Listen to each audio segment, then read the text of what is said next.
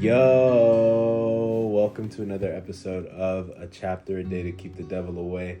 I am Tinayeshe, and this is the place where we read a chapter of the Bible together every day until we finish the entire thing. Today, we are on to a new book.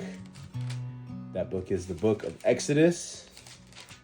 We've got 65 books left, including Exodus right now. We just journeyed through Genesis together. And if you're joining us for the first time, feel free to just be with us where we are as we dive into Exodus, and just know that when we get to the end of the Bible, that you will have all of Genesis to get through. But you can do it. We just did it 50 days straight, no breaks, no we had some photo finishes, we had some crawling to the finish line moments, but factually every day we posted a chapter of the Bible together, and it's really special. So thank you. In my book, that's 85 pages. I don't know what that is in yours, but let's get into it. Exodus chapter 1, the Israelites in Egypt. These are the names of the sons of Israel, that is Jacob, who moved to Egypt with their father, each with his family: Reuben, Simeon, Levi, Judah, Issachar, Zebulun, Benjamin, Dan, Naphtali, Gad, and Asher. In all, Jacob had 70 descendants in Egypt, including Joseph, who was already there. In time, Joseph and all of his brothers died, ending that entire generation.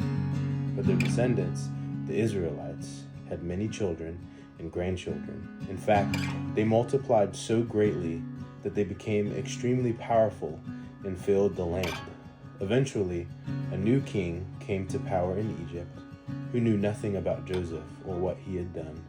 He said to his people, "Look, the people of Israel now outnumber us and are stronger than we are. We must make a plan to keep them from growing even more. If we don't, and if war breaks out, they will join our enemies and fight against us. Then they will escape from the country." So the Egyptians made the Israelites their slaves. They appointed brutal slave drivers over them, hoping to wear them down with crushing labor.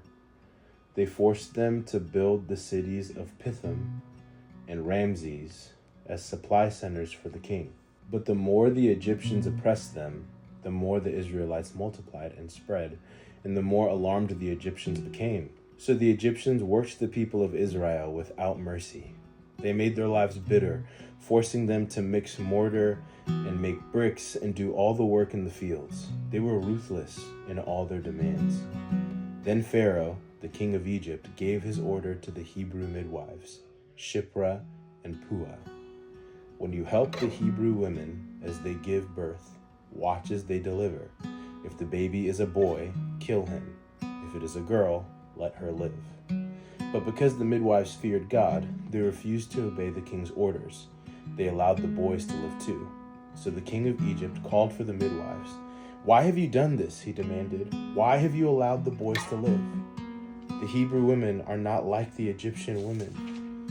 The midwives replied, "They are more vigorous and have their babies so quickly that we cannot get there in time." So God was good to the midwives, and the Israelites continued to multiply, growing more and more powerful.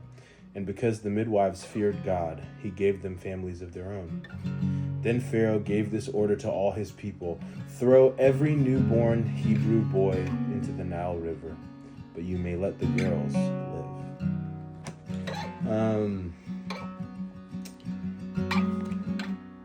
We are entering into the story of Exodus. We see prosperity for the children of Israel. We see, instead of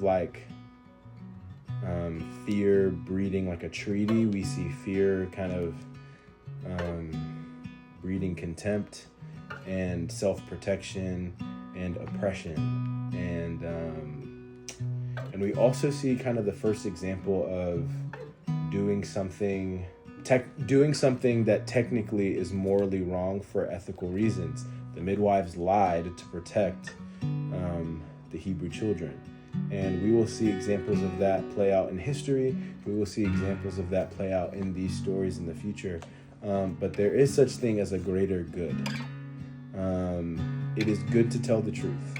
And it is a greater good in some moments to withhold the truth to protect the lives of other people when they are being oppressed and brutalized, and you are told to essentially commit murder.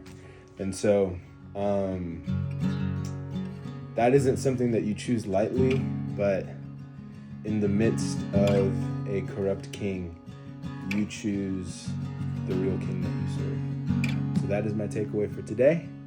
I love y'all. I'm so excited that we're in Exodus together. Tune in tomorrow for Exodus 2. Peace.